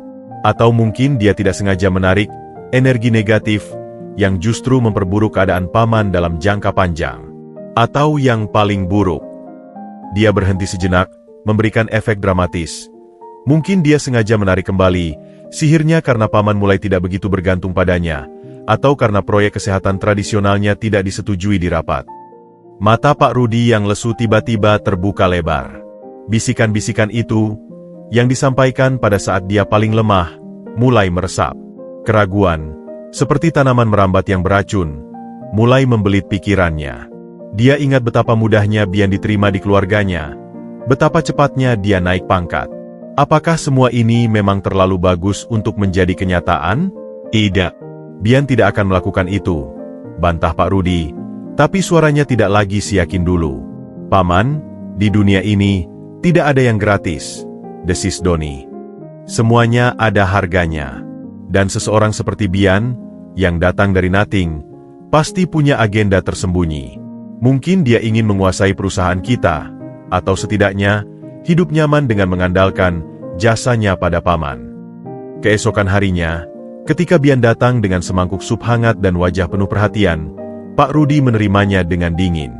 Taruh saja di sana, ujarnya, menunjuk meja samping tempat tidur tanpa menatap Bian. Bagaimana perasaan Bapak hari ini? Tanya Bian dengan tulus. Sama. Bahkan mungkin lebih buruk, jawab Pak Rudi pendek. Ada jarak yang tiba-tiba terbentang antara mereka, sebuah dinding yang tidak terlihat tapi terasa sangat nyata. Bian terpana. Dia bisa merasakan perubahan sikap itu. Bapak, saya tidak mengerti. Apa yang terjadi? Apakah saya melakukan sesuatu yang salah? Pak Rudi akhirnya menatapnya, dan dalam pandangan itu, Bian melihat sesuatu yang belum pernah dia lihat sebelumnya, kecurigaan. Apa yang sebenarnya kau lakukan padaku, Bian? Kemampuanmu itu, dari mana asalnya? Dan mengapa tiba-tiba, efeknya hilang? Pertanyaan-pertanyaan itu seperti pukulan di ulu hati bagi Bian. Dia berdiri di sana, terpana dan terluka, tidak mampu menjawab. Misteri penyakit yang kambuh ini bukan hanya menggerogoti kesehatan fisik Pak Rudi, tetapi juga meracuni hubungan mereka yang baru saja dibangun dengan susah payah. Dan di balik semua ini, Doni menyaksikan dari kejauhan dengan senyum kepuasan. Rencananya berjalan dengan sempurna. Racun keraguan telah diteteskan. Dan sekarang tinggal menunggu waktu sampai hubungan antara paman dan anak angkatnya itu hancur dengan sendirinya. Rasa sakit akibat sikap dingin dan penuh kecurigaan Pak Rudi lebih menyiksa bagi Bian daripada ejekan dan hinaan yang pernah dia terima. Setiap kali dia memasuki kamar Pak Rudi dengan niat membantu, dia disambut oleh tatapan waspada dan jawaban singkat. Jarak yang terbentang di antara mereka terasa bagai jurang yang dalam. Namun, di balik lukanya, naluri Bian yang jernih memberitahunya bahwa ada sesuatu yang sangat tidak beres. Kemunduran kesehatan Pak Rudi terlalu tiba-tiba, terlalu tidak alamiah, bahkan baginya yang memahami bahwa penyembuhannya pun berada di luar nalar biasa. Suatu malam, saat berjalan melalui koridor yang sepi menuju dapur untuk mengambil air, dia secara tidak sengaja mendengar obrolan teredam dari balik pintu kamar tamu. Itu adalah suara Doni dan salah satu perawat baru Pak Rudi, seorang wanita muda yang menurut Bian selalu terlihat gugup di sekitarnya. "Pasti tidak ketahuan, kan?" desis suara Doni. "Tidak, Pak Doni. Saya campurkan dengan obat malamnya, seperti yang Bapak suruh," jawab suara perempuan itu, bergetar. "Tapi, saya takut jika sesuatu terjadi pada Pak Rudi." "Tenang saja. Itu hanya obat pelumpuh otot ringan. Efeknya sementara, tapi cukup untuk melemahkan kakinya. Tidak akan membunuhnya," sahut Doni dengan nada tak acuh. "Yang penting paman saya tetap merasa lemah dan putus asa. Itu saja. Ingat, besok malam lagi. Dan ini untukmu." Bian membeku di tempat. Darahnya seakan membeku dalam pembuluh nadi. Jantungnya berdebar kencang, hampir melompat dari dadanya. Doni meracuni Pak Rudi, keponakannya sendiri. Kemarahan yang begitu besar, yang belum pernah dia rasakan sebelumnya, menyala dalam dirinya. Tapi dia tahu, dia harus tenang. Dia butuh bukti. Dia segera mencari Sari. Gadis itu, yang juga merasakan ketidakberesan dalam kemunduran ayahnya, adalah satu-satunya orang yang masih bisa dia percayai sepenuhnya di rumah besar itu. Dia menemukan Sari di perpustakaan. Wajahnya muram. "Sari, aku harus bicara denganmu," bisik Bian dengan urgensi, menariknya ke sudut ruangan yang paling sepi. Dengan suara bergetar, dia menceritakan semua yang baru saja didengarnya. Wajah Sari pucat mendengarnya. "Doni, dia tega melakukan itu pada ayah." Matanya berkaca-kaca, lebih karena pengkhianatan daripada kejutan. "Kita harus memberitahu ayah sekarang." "Tunggu," Bian menahan lengan Sari. "Kita tidak punya bukti. Doni akan menyangkalnya, dan perawat itu pasti akan dibungkam. Kita perlu bukti yang tak terbantahkan." Mereka berdua kemudian menyusun rencana. Keesokan malamnya, dengan hati berdebar, mereka bersembunyi di sebuah ruang linen yang gelap di seberang kamar Pak Rudi, sebuah ponsel dengan perekam video yang siap di tangan Sari. Mereka menunggu dalam keheningan yang menegangkan. Setiap detik terasa seperti siksaan. Tepat seperti yang diduga, sekitar pukul 9 malam, Doni muncul. Dia tidak masuk ke kamar Pak Rudi, melainkan menunggu di koridor. Tak lama, perawat wanita itu muncul, membawa nampan berisi segelas air dan obat malam Pak Rudi. Saat dia hendak memasuki kamar, Doni menghentikannya. "Sudah dicampurkan?" tanya Doni dengan suara rendah. Perawat itu mengangguk. Wajahnya pucat dan tangan yang memegang nampan sedikit gemetar. "Iya, Pak. Seperti biasa." "Bagus," ucap Doni, mengeluarkan selembar uang dari saku jasnya dan menyelipkannya ke saku apron perawat. "Lakukan ini selama seminggu lagi, dan kau akan mendapat bonus yang besar." Sari, dengan tangan gemetar, berhasil merekam seluruh percakapan singkat itu. Begitu Doni pergi dan perawat itu masuk ke kamar Pak Rudi, Bian dan Sari keluar dari persembunyian mereka. Kemarahan dan rasa jijik membuat napas Sari tersengal. "Ayo kita hadapkan dia sekarang," desis Sari, matanya berapi-api. Mereka bergegas menuju kamar Pak Rudi. Perawat itu sedang menempatkan nampan di meja samping tempat tidur ketika mereka masuk. "Keluarkan obat yang sudah dicampur itu," perintah Bian, suaranya tegas untuk pertama kalinya, membuat perawat itu terkejut. Pak Rudi, yang terbaring lemah, membuka matanya. "Bian? Sari? Ada apa?" Sari segera mendekati ayahnya, memeluknya.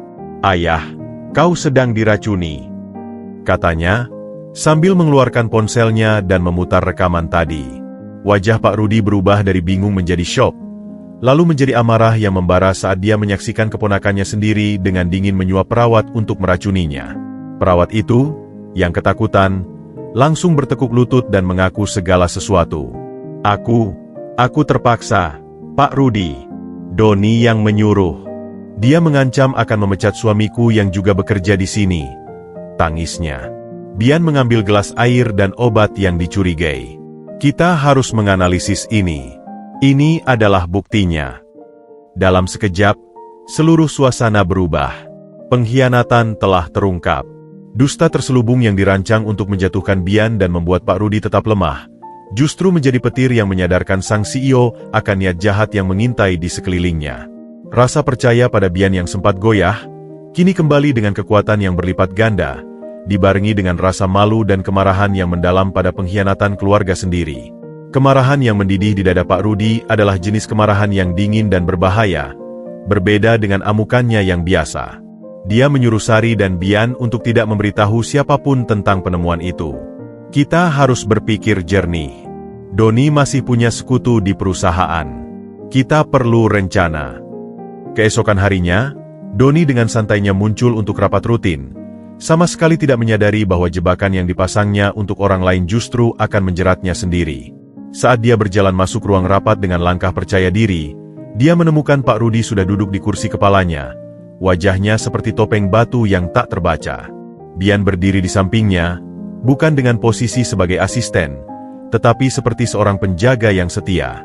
Sari duduk di sisi lain, matanya memancarkan kekecewaan dan kemarahan yang dalam. Doni, silakan duduk. Sapa Pak Rudi, suaranya datar dan dingin seperti es. Doni, sedikit terkejut dengan suasana yang tidak biasa ini, namun tetap menyembunyikan kecemasannya di balik senyumannya. Paman, kelihatannya rapat hari ini agak serius. Ada masalah. Masalah besar, Don, jawab Pak Rudi perlahan. Masalah pengkhianatan. Senyum di wajah Doni sedikit memudar. Pengkhianatan? Maksud Paman? Pak Rudi tidak langsung menjawab. Sebaliknya, dia menyalakan proyektor. Rekaman yang diambil Sari malam sebelumnya diputar untuk semua orang di ruangan itu. Para direktur yang hadir, termasuk Bima dan Andi. Gambarnya jelas, suaranya terdengar nyata. Terlihat Doni menyuap perawat, mengaku telah mencampur obat, dan menyebut kata racun. Suasana di ruang rapat langsung berubah. Terdengar desisan dan teriakan ketidakpercayaan. Wajah Bima dan Andi pucat pasi. Doni, apa ini benar? Tanya salah satu direktur veteran dengan suara bergetar. Doni berdiri, wajahnya berkerut dalam campuran panik dan kemarahan. Ini rekayasa. Mereka memfitnahku, teriaknya, menunjuk ke arah Bian. Pasti dia yang merekayasa ini. Dia ingin menyingkirkanku karena aku satu-satunya yang berani menentangnya. Bisakah kau menjelaskan ini, Doni? Desak Pak Rudi, masih dengan suara yang dingin dan terkendali. Dia melemparkan selembar laporan lab ke meja. Ini adalah hasil analisis dari obat yang kau campur. Ada zat pelumpuh otot di dalamnya. Zat yang sama yang menyebabkan kakiku melemah kembali. Doni terlihat seperti binatang yang terpojok. Matanya liar, mencari jalan keluar. Mereka membohongimu, Paman. Bian ini pesulap. Dia bisa melakukan apa saja. Dia yang menipu matamu. Cukup, bentak Pak Rudi. Suaranya akhirnya meledak, mengguncang ruangan. Dia berdiri, dengan susah payah menahan tubuhnya yang lemah, namun wibawanya tak tergoyahkan. Kau pikir aku bodoh? Kau pikir aku tidak bisa melihat niat jahat dalam matamu? Kau meracuniku, keponakanku sendiri, hanya karena iri dan ambisi buta. Doni, yang melihat bahwa sandiwaranya sudah tidak berguna, akhirnya melepas topengnya. Wajahnya yang biasanya tampan kini berkerut menjadi ekspresi benci yang jelek. Iya, aku yang melakukan. Dan kenapa? Karena kau lebih memilih anak jalanan ini daripada aku, darah dagingmu sendiri. Aku yang sudah bertahun-tahun membantumu membesarkan perusahaan ini, tapi begitu ada dukun kecil yang muncul, kau langsung memberikannya segalanya. Dia bahkan hampir merebut Sari dariku. Jangan pernah menyebut namaku. Hardik Sari berdiri dengan mata berkaca-kaca. Kau menjijikkan, Doni. Ayah selalu menyayangimu seperti anak sendiri. Tapi aku bukan anak sendiri, bukan? Sergah Doni dengan getir. Aku hanya keponakan. Dan sekarang kau bahkan punya anak angkat pengganti. Aku tidak akan membiarkan warisan yang seharusnya menjadi milikku diambil oleh sampah masyarakat seperti dia. Dia menunjuk Bian dengan jari yang gemetar. Bian, yang selama ini diam, akhirnya melangkah maju. Wajahnya tenang, namun matanya membara. Aku memang datang dari bawah, Doni. Tapi setidaknya, aku masih punya hati nurani. Aku tidak akan pernah menyakiti orang yang memberiku tempat berlindung dan menganggapku keluarga, hanya untuk uang dan kekuasaan. Warisan bukanlah sesuatu yang direbut, Doni. Itu diberikan.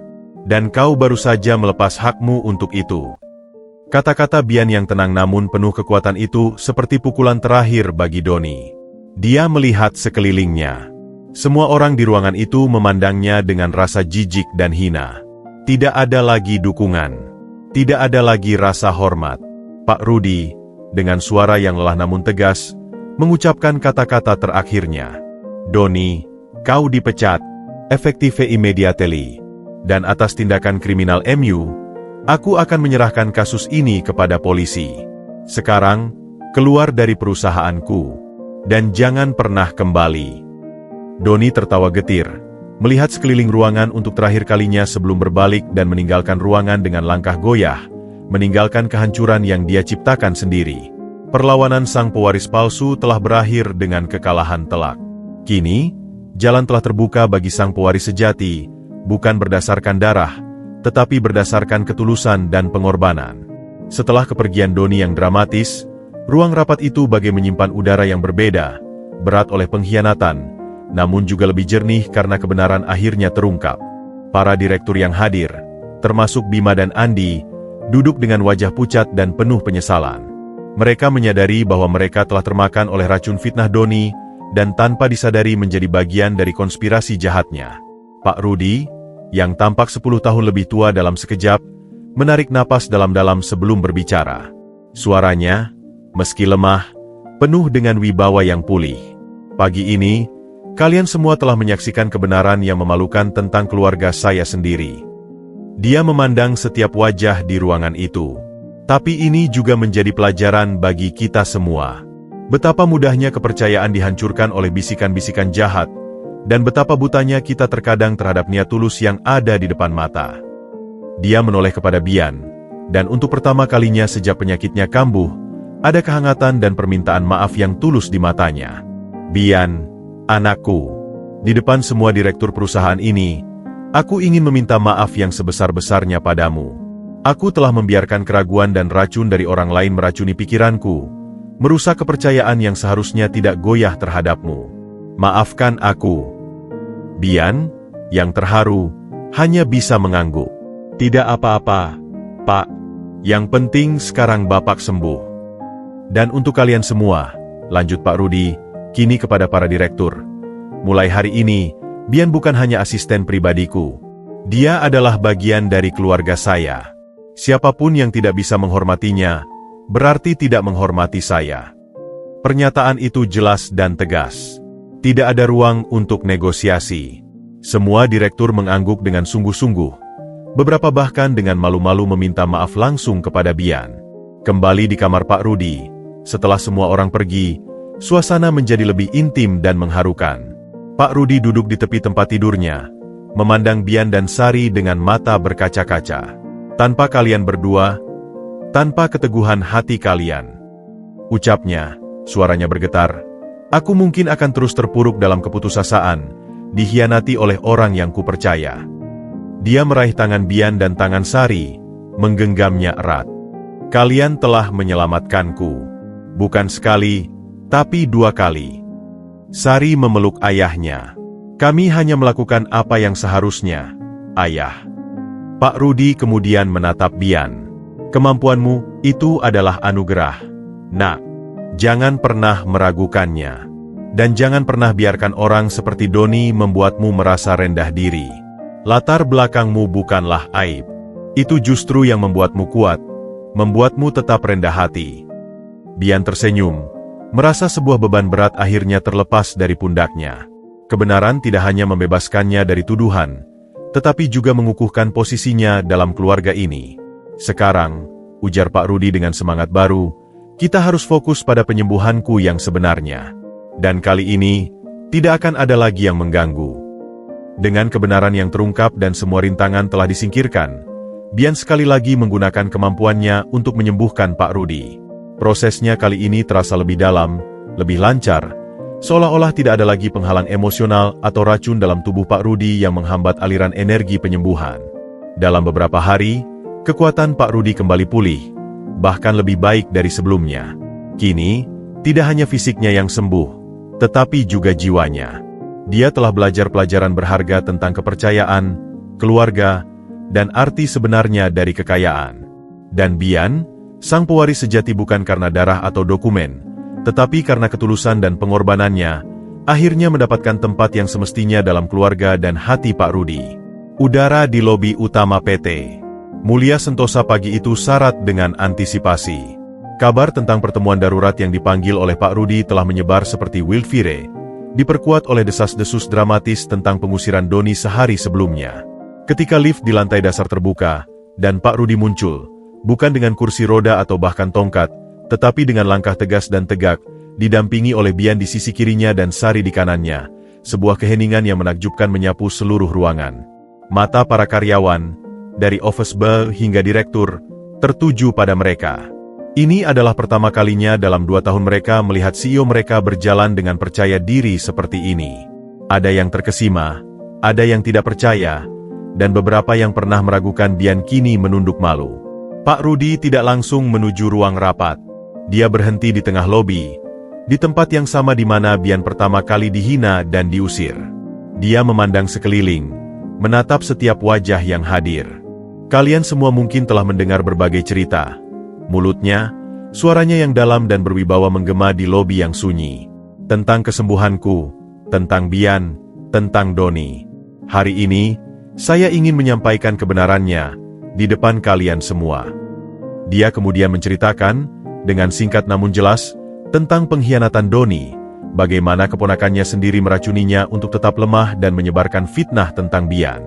Wajah-wajah yang mendengarkan berubah dari penasaran menjadi syok, lalu marah. Tapi hari ini, lanjut Pak Rudi, suaranya kini penuh dengan emosi. Saya berdiri di sini, bukan hanya untuk menceritakan pengkhianatan, tetapi juga untuk menunjukkan bukti dari sebuah kesetiaan dan keajaiban yang sesungguhnya. Dia menoleh kepada Bian. Bian, tolong tunjukkan pada semua orang di sini, seperti apa ilmu hitam yang selama ini dituduhkan padamu. Bian mengangguk. Dia melangkah maju. Kali ini, tidak ada keraguan atau ketakutan di matanya. Dia telah mendapatkan kembali kepercayaannya, baik pada kemampuannya sendiri maupun pada dukungan Pak Rudi. Di depan semua karyawan, di tempat yang paling terbuka, dia sekali lagi melakukan hal yang mustahil. Dengan tenang, dia meminta Pak Rudi untuk duduk di sebuah kursi yang disediakan. Dia meletakkan tangannya di bahu Pak Rudi, bukan karena itu diperlukan untuk penyembuhan, tetapi lebih sebagai sebuah simbol. Semua orang menyaksikan dengan napas tertahan.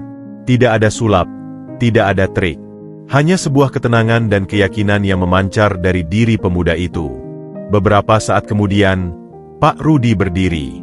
Dia tidak hanya berdiri, tetapi dengan lancar berjongkok dan kemudian berdiri lagi, sebuah gerakan yang mustahil baginya bahkan seminggu yang lalu. Dia berjalan mondar-mandir di lobi, bahkan melompat kecil, sebuah tindakan yang membuat beberapa karyawan terkesiap dan yang lainnya bertepuk tangan dengan takjub. Yang kalian saksikan ini, seru Pak Rudi, suaranya kini menggema dengan penuh kebanggaan, adalah bukti nyata dari ketulusan dan kemampuan sejati. Bukan sihir, bukan ilmu hitam, tapi sebuah anugerah yang digunakan untuk menolong, bukan untuk mencelakakan. Dia kemudian berbalik kepada Bian, dan di depan semua orang, dia menyatakan, Bian, dari lubuk hatiku yang paling dalam, terima kasih. Terima kasih telah menyembuhkanku, baik secara fisik maupun mental. Dan maafkan kami, maafkan aku, atas semua penghinaan dan prasangka yang pernah kami tujukan padamu." Lobi yang sunyi itu kemudian pecah oleh tepuk tangan yang riuh. Bukan karena perintah, tetapi karena kekaguman yang tulus. Tatapan sinis dan cibiran telah berubah menjadi rasa hormat dan rasa bersalah. Kemudian, dengan suara yang tegas dan penuh kewibawaan, Pak Rudi mengumumkan, "Mulai hari ini, Doni tidak lagi memiliki hubungan apapun dengan perusahaan ini. Dan sebagai gantinya, saya dengan bangga mengumumkan bahwa Bian, dengan integritas dan kemampuannya yang luar biasa, akan secara resmi diangkat sebagai Vice President of Special Projects, bertanggung jawab langsung kepada saya." Pengumuman itu disambut oleh lebih banyak tepuk tangan. Pengusiran bagi pengkhianat dan pengangkatan bagi yang setia. Penyembuhan kedua ini bukan hanya memulihkan tubuh Pak Rudi, tetapi juga memulihkan kepercayaan dan moral seluruh perusahaan. Pada hari itu, di lobi yang sama di mana segalanya bermula, Bian tidak lagi menjadi orang asing yang dihina.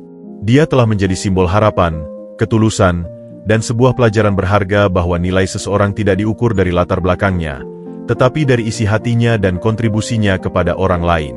Bulan-bulan berikutnya menjadi periode transformasi yang indah bagi Bian.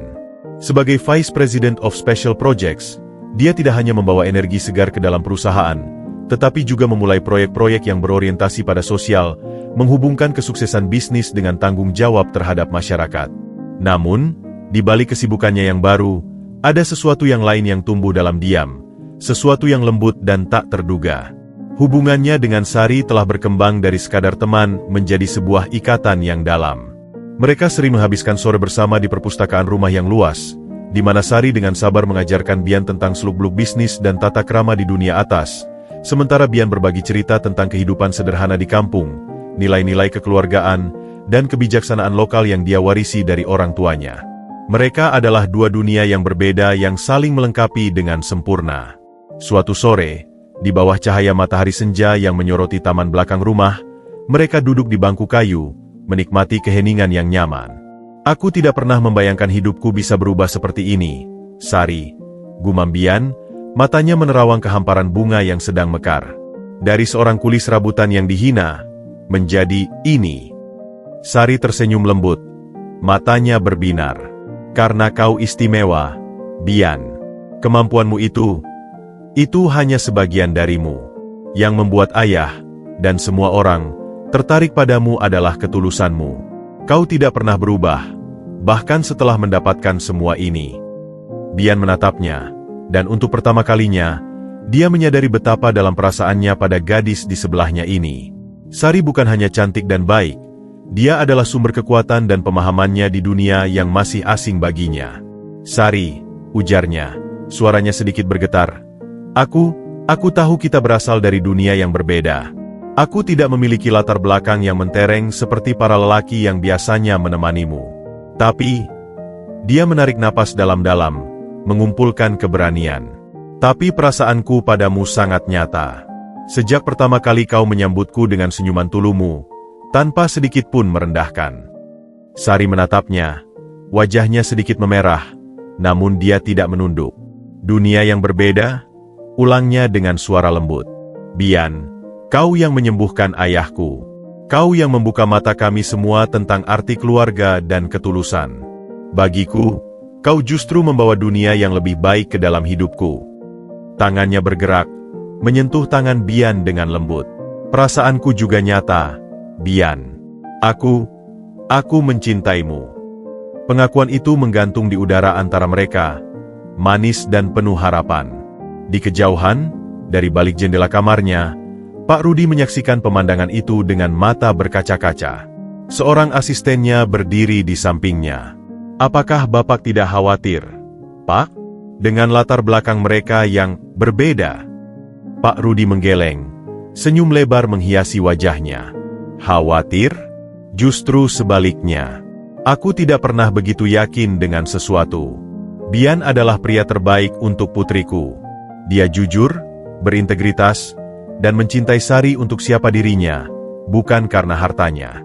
Dan Sari, dia melihat nilai sejati dalam diri Bian. Apalagi yang bisa diinginkan seorang ayah?" Dia berbalik dari jendela, memberikan privasi bagi kedua anak muda itu. "Persetujuanku sudah ada. Bian mungkin tidak membawa warisan materi, tapi dia membawa warisan karakter yang tidak ternilai.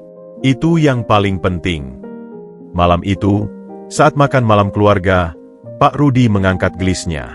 Untuk keluarga, ujarnya, matanya berpindah dari Sari ke Bian. Dan untuk masa depan yang cerah. Sari dan Bian saling memandang, senyum memahami terukir di bibir mereka. Cinta mereka mungkin lahir di antara dua dunia yang berbeda, tetapi justru perbedaan itulah yang membuatnya kuat. Di dalam hati mereka tahu bahwa ini adalah babak baru yang indah dalam perjalanan hidup mereka. Sebuah babak yang dibangun di atas fondasi cinta, saling pengertian, dan penerimaan tanpa syarat. Pagi itu, sinar matahari memasuki ruang kerja Pak Rudi dengan lembut, menerangi dua sosok yang duduk berhadapan di atas sofa kulit. Pak Rudi, meski masih memerlukan tongkat untuk berjalan jarak jauh, wajahnya memancarkan ketenangan dan kebijaksanaan yang dalam. Di hadapannya, Bian duduk dengan postur penuh hormat, namun kini dengan keyakinan yang tak lagi goyah. Bian, mulut Pak Rudi, suaranya hangat dan penuh kebapakan. Beberapa bulan terakhir ini telah memberikanku pelajaran terbesar dalam hidup. Kecelakaan itu merenggut kemampuanku untuk berjalan, tapi keserakahan dan keangkuhan hampir merenggut kemanusiaanku. Dia memandang Bian dengan mata yang berbinar. Kau tidak hanya mengembalikan kakiku, nak. Kau mengingatkanku pada warisan sejati yang hampir kulupakan. Bian mengangguk pelan, membiarkan Pak Rudi melanjutkan. Selama ini, aku mengira warisan hanyalah tentang saham, properti, dan kekuasaan. Tapi kau tunjukkan padaku bahwa warisan terbesar adalah integritas, empati, dan keberanian untuk berdiri di pihak yang benar. Pak Rudi menghela napas. Doni adalah produk dari kegagalanku dalam mewariskan nilai-nilai itu. Aku terlalu memanjakannya dengan materi, tapi lupa mengajarkannya tentang tanggung jawab dan rasa syukur. Dia bersandar ke depan, tatapannya intens. Itulah sebabnya, setelah berkonsultasi dengan Dewan Komisaris, aku memutuskan untuk menunjukmu sebagai CEO baru PT Mulia Sentosa. Bian tersentak, matanya membelalak. Pak Rudi, saya CEO, tapi saya... Bukan karena kemampuan penyembuhanmu, sela Pak Rudi dengan tegas. Bukan karena kau akan menjadi menantuku, tapi karena dalam beberapa bulan ini, kau telah menunjukkan kualitas kepemimpinan yang langka. Pak Rudi mulai menjelaskan dengan detail. Pertama, proyek kesehatan tradisional yang kau usulkan, yang sempat ditertawakan Doni, telah menunjukkan hasil yang luar biasa.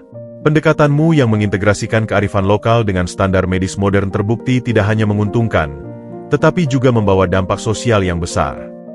Kedua, caramu menangani krisis setelah kepergian Doni sungguh luar biasa. Alih-alih memecat semua yang terlibat, kau beri mereka kesempatan kedua.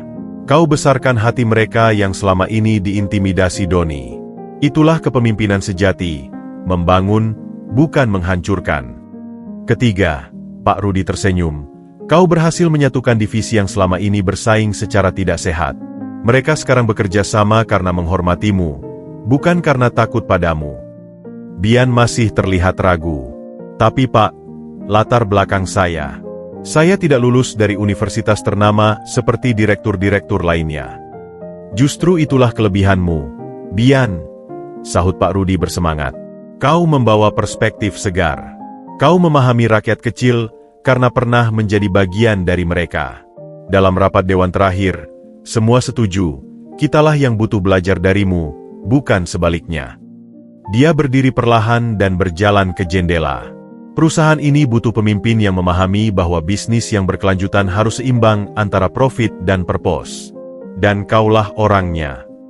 Pak Rudi kemudian menunjuk pemandangan kota di bawah. Warisan sejatiku bukanlah gedung-gedung ini, Bian.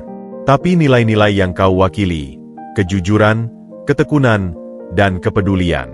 Denganmu memimpin, aku yakin perusahaan ini akan tumbuh tidak hanya secara finansial, tapi juga secara spiritual. Air mata kebanggaan menggenang di mata Bian. Dia tersadar bahwa inilah makna sebenarnya dari perjalanannya, bukan tentang menjadi kaya, tapi tentang menemukan jati diri dan tujuan hidup. Terima kasih, Pak, bisiknya, suara bergetar penuh syukur. Saya Saya akan buktikan bahwa kepercayaan Bapak tidak salah tempat. Sudah kubuktikan, Nak, balas Pak Rudi dengan mata berkaca-kaca. Sekarang saatnya kau yang membuktikannya pada dunia. Di ruangan yang diterangi cahaya pagi itu, warisan sejati telah berpindah, bukan melalui dokumen hukum atau sertifikat saham, tapi melalui penyerahan nilai-nilai luhur dari satu generasi ke generasi berikutnya. Dan untuk pertama kalinya, Bian menyadari bahwa kekuatan terbesarnya bukanlah kemampuan menyembuhkan, tapi kemampuan untuk memimpin dengan hati. Matahari terik menyinari jalan tanah yang berdebu di kampung halaman Bian. Namun kali ini, debu yang berterbangan bukan berasal dari angin semata, melainkan dari konvoi truk-truk pengangkut material dan alat-alat berat yang bergerak perlahan menuju pusat desa. Di tengah kerumunan warga yang menyambut dengan sorak-sorai, berdiri Bian dengan pakaian sederhana, sama seperti dulu, namun kini dengan keyakinan yang berbeda dalam matanya. "Selamat datang, saudara-saudaraku," seru Bian dalam bahasa daerah mereka, suaranya hangat dan penuh kerinduan. "Hari ini, kita tidak hanya membangun gedung, tapi kita membangun masa depan anak-anak kita." Sorak-sorai warga menggemakan persis seperti hari ketika dia kembali setelah pertama kali bertemu Pak Rudi. Tapi kali ini, ada sesuatu yang berbeda, sebuah harapan nyata yang terpancar dari setiap senyuman mereka. Proyek pertama yang diluncurkan Bian sebagai CEO baru adalah Yayasan Mulia, yayasan yang didedikasikan untuk memberdayakan desa-desa tertinggal, dimulai dari kampung halamannya sendiri. Di atas lahan seluas 5 hektar yang dia beli dengan gaji pertamanya, kini berdiri megah kompleks, Kampus Mulia. "Ibu, lihatlah," bisik Bian pada ibunya yang menitikan air mata bahagia, memeluk erat tangan wanita tua itu. Disitulah sekolah kejuruan akan berdiri. Dan di sebelahnya, pusat pelatihan kerajinan tangan untuk para ibu-ibu. Wanita itu mengangguk, tak mampu berkata-kata. Matanya yang keriput memandang bangunan yang sedang didirikan, seolah tidak percaya bahwa tanah yang dulu hanya ditumbuhi semak belukar kini akan menjadi pusat pendidikan. Tak seperti proyek-proyek perusahaan pada umumnya, Bian turun langsung ke lapangan. Dia melepas jas CEO-nya dan berganti baju kerja, membaur dengan para pekerja. "Perlahan, Pak, tiang utamanya harus kuat," teriaknya pada mandor proyek, sambil membantu menahan sebuah balok kayu. Seorang anak kecil mendekat, matanya berbinar. "Mas Bian, bener nih nanti aku bisa sekolah di sini? Gratis?" Bian berjongkok, menyamakan tinggi badannya dengan anak itu. "Bukan cuma sekolah, Den. Kamu juga akan dapat makan siang, seragam, dan semua buku. Yang penting kamu mau belajar keras." Senyum lebar anak itu seakan membalas semua pengorbanan Bian. Di sudut lain, Sari yang datang menjenguk terharu melihat tunangannya dengan lincah mengajari sekelompok pemuda cara membaca blueprints yang benar. "Ini yang namanya kepemimpinan sejati," gumam Pak Rudi yang diam-diam juga hadir, berdiri di samping Sari.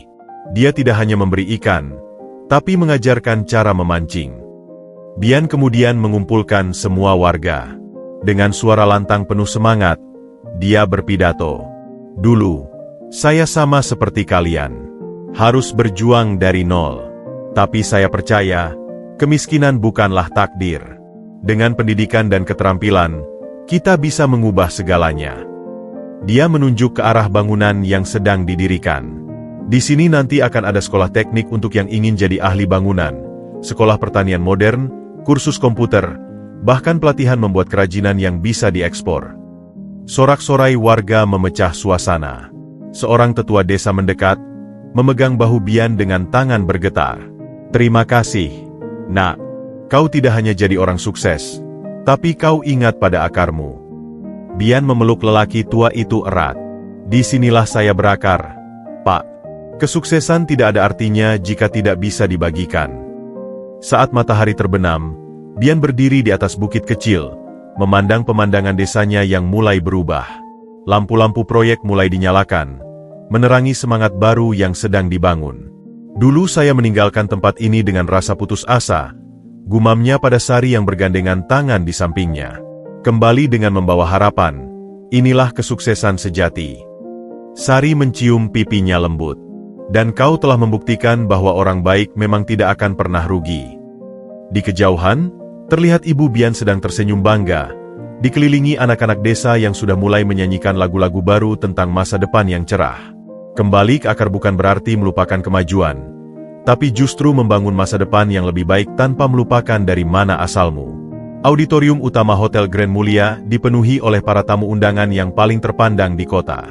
Para direktur perusahaan konglomerat, pejabat pemerintah, dan bahkan beberapa duta besar asing duduk berdampingan, menunggu dengan penuh antisipasi.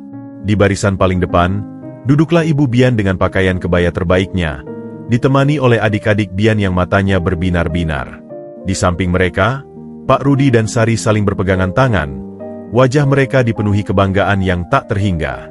Layar raksasa di atas panggung menampilkan rekaman perjalanan hidup Bian, dari pemuda miskin yang diusir dari lobi gedung megah, hingga menjadi sosok yang disegani di dunia bisnis. Gambar-gambar proyek Yayasan Mulia di kampung halamannya berselang-seling dengan pencapaian perusahaan di bawah kepemimpinannya. Kemudian, lampu sorot menyala dan semua bertepuk tangan ketika pembawa acara mengumumkan, "Saudara-saudara, mari kita sambut penerima penghargaan yang Visionary Leader of the Year, Bian Mulia." Bian muncul dari balik layar, mengenakan setelan jas sederhana namun elegan. Yang paling mencolok adalah senyumnya yang tetap hangat dan rendah hati, sama seperti ketika ia pertama kali datang ke kota ini. Ia memeluk Ibu dan Pak Rudi sejenak sebelum naik ke panggung. Saat menerima trofi, Bian berdiri di depan mikrofon, matanya menyapu seluruh audiens. Ia melihat para CEO yang dulu meremehkannya, para direktur yang pernah mempertanyakan kapasitasnya, dan sekarang mereka semua duduk mendengarkan dengan hormat. "Saudara-saudara," mulutnya, suaranya tenang namun penuh keyakinan. "Ketika saya berdiri di sini, saya teringat kata-kata yang sering diucapkan kepada saya, 'Kau tidak pantas. Kau hanya anak miskin. Kau tidak berpendidikan.'" Ruang yang semula riuh menjadi hening seketika. "Tapi hari ini, saya ingin berbagi sebuah rahasia," lanjut Bian, dengan senyuman kecil. Mereka yang berkata seperti itu, ternyata benar. Beberapa orang di audiens terlihat bingung, termasuk Pak Rudi dan Sari. Mereka benar bahwa latar belakang saya miskin. Benar bahwa pendidikan formal saya terbatas. Benar bahwa saya datang dari dunia yang sangat berbeda dengan kebanyakan hadirin di sini malam ini. Bian berhenti sejenak, memastikan setiap kata didengar. Tapi yang mereka salah pahami adalah, semua kekurangan, itulah justru yang menjadi kekuatan terbesar saya. Dia melanjutkan dengan suara yang semakin berwibawa. "Karena saya tahu bagaimana rasanya tidur dengan perut keroncongan, saya memahami pentingnya program kesejahteraan karyawan yang manusiawi. Karena saya pernah diusir dari lobi perusahaan, saya memastikan setiap pengunjung, siapapun mereka, disambut dengan hormat di semua gedung kami. Karena saya tahu betapa berharganya kesempatan kedua, saya memberikan ruang bagi karyawan untuk belajar dari kesalahan, bukan menghukum mereka." Bian kemudian menceritakan kisah singkat tentang Pak Warsito, ayahnya, dan janji yang ditepati Pak Rudi. Dia juga berbicara tentang Doni, tanpa kebencian, tetapi sebagai pelajaran tentang bagaimana ambisi buta dapat menghancurkan segalanya. "Tahta sejati," ujarnya, mengangkat trofi, "bukanlah tentang kursi direktur atau gaji yang besar. Tahta sejati adalah ketika kita bisa menggunakan posisi kita untuk memberdayakan orang lain. Ketika kesuksesan kita diukur dari seberapa banyak kita bisa mengangkat mereka yang tertinggal." Dia menunjuk ke arah keluarganya di barisan depan. "Ibu, terima kasih telah mengajarkan bahwa kemiskinan tidak pernah menjadi alasan untuk tidak berbagi. Pak Rudi, terima kasih telah menunjukkan bahwa kepemimpinan sejati dimulai dengan kerendahan hati. Dan Sari," matanya berbinar, "terima kasih telah mengajarkan bahwa cinta tidak memandang latar belakang." Penutup pidatonya menggugah setiap hati yang hadir. Malam ini, saya tidak berdiri di sini sebagai CEO atau seorang penyembuh ajaib. Saya berdiri sebagai bukti bahwa dalam setiap keterbatasan, tersembunyi kelebihan. Dalam setiap kesulitan, tersimpan peluang. Dan kekuatan terbesar kita bukanlah uang atau jabatan, tapi hati yang tulus untuk berbagi dan menyembuhkan, baik luka fisik maupun luka hati. Saat Bian turun dari panggung, tepuk tangan yang menggema tidak hanya untuk pencapaiannya, tetapi untuk sebuah filosofi hidup yang telah ia buktikan dengan tindakan nyata. Ia tidak lagi sekadar Bian si pemuda miskin, atau Bian si penyembuh ajaib, atau bahkan Bian sang CEO. Ia telah menjadi simbol harapan, bukti nyata bahwa kebaikan dan ketulusan memang masih memiliki tempat di tahta kehidupan yang sesungguhnya. Dan di kampung halamannya, di bawah cahaya bulan yang sama, anak-anak desa itu bermimpi dengan mata terbuka, karena sekarang mereka tahu bahwa salah satu dari mereka telah membuktikan bahwa tidak ada mimpi yang terlalu tinggi untuk diraih, selama kau tidak pernah melupakan dari mana kau berasal.